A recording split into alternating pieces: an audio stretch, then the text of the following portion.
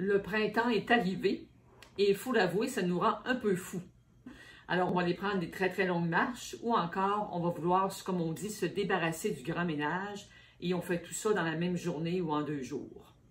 Je suis Dr Dominique Dufour, chiropraticienne depuis 40 ans et j'espère vous encourager aujourd'hui à prendre le temps et surtout de respecter dans quel état est votre corps actuellement. Il y a un principe qu'on appelle la quantification du stress, c'est-à-dire qu'on veut y aller progressivement, tout simplement. Donc, c'est d'y aller à son rythme, si on résume ce grand terme.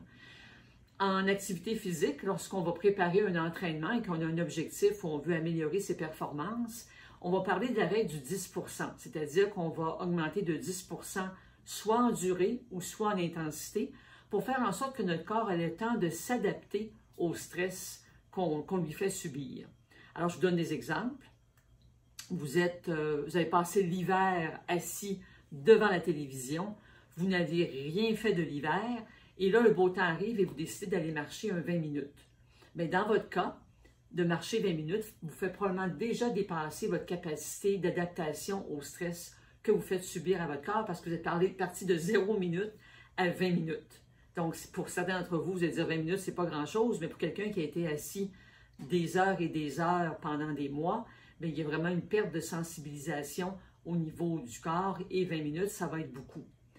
À l'inverse, quelqu'un qui se prépare pour un marathon ou de semaine en semaine, l'athlète va avoir augmenté ses distances, donc par exemple 1 km ou 2 km de plus par semaine sur le total de son entraînement ou sur sa longue distance, mais à ce moment-là, évidemment, d'aller marcher 20 minutes pour quelqu'un qui se prépare pour un marathon, la personne ne sera pas courbaturée. Par contre, le marathonien, s'il est rendu dans ses dernières semaines de course, ou sinon on va se rendre jusqu'à 30 km avant ensuite d'aller à la compétition où on fait un 42 km, cette personne-là aussi va être raquée, mais va être raquée en conséquence quand même de tous les entraînements qui ont bâti son endurance et sa gestion du stress physique auquel il s'impose. Donc, l'important, c'est d'augmenter progressivement. Donc, cet hiver, si vous allez marcher 1 heure tous les jours et que là, le beau temps arrive et vous dites, je vais aller marcher, j'ai appelé une amie ou un ami, puis on s'en va marcher. Et là, en plus, on est accompagné avec quelqu'un, donc on placote, c'est agréable. Et là, on va marcher 2 heures, 3 heures. Bien, vous avez doublé ou triplé le temps auquel votre corps est habitué. Alors, ne vous posez pas de questions si le lendemain, vous avez des douleurs ou des courbatures parce que votre corps n'a pas été capable de s'adapter à ce supplément de stress que vous lui avez imposé. Alors, pour le ménage, c'est la même chose. Si, je ne sais pas, ça vous prend 2 heures, 3 heures dans une fin de semaine pour passer la balayeuse, nettoyer le plancher, alors tout ce qu'on a à faire dans une maison, et que là, vous dites, OK, en fin de semaine, je m'en débarrasse, je fais mon grand ménage, et que vous passez 2 jours à frotter, à sticker, à vous promener, à laver les rideaux, à faire tous les gestes que ça impose, bien c'est certain, en tout cas, il y a de fortes chances ou de malchances que vous allez vous retrouver avec des raideurs ou des douleurs. Et c'est malheureux parce que si vous êtes faites partie déjà de mes patients, bien vous avez travaillé, vous avez fait vos exercices, vous êtes venu à vos traitements pour en arriver à la qualité de vie que vous avez actuellement. Alors pourquoi aller tout défaire en une journée, 2 jours, en quelques heures de marche trop prononcée, aller défaire déjà les efforts et la guérison que vous avez donnée à votre corps. Donc, où en êtes-vous physiquement actuellement et y aller.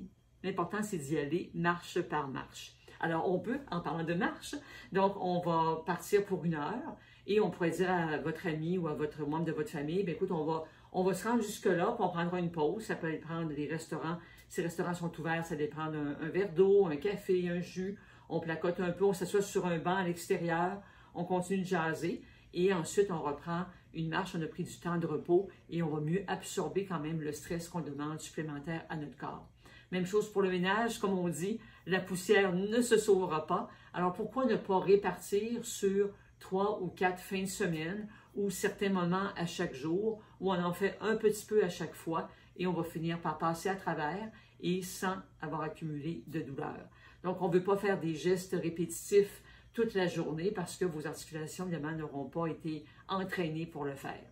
Alors, on profite du printemps, on prend des belles marches selon son rythme, on fait son grand ménage petit peu par petit peu et on va voir arriver l'été en pleine forme, en bonne santé et c'est ce que je vous souhaite. Alors, respectez l'état dans lequel vous êtes actuellement Faites vos exercices régulièrement et on y va un pas à la fois.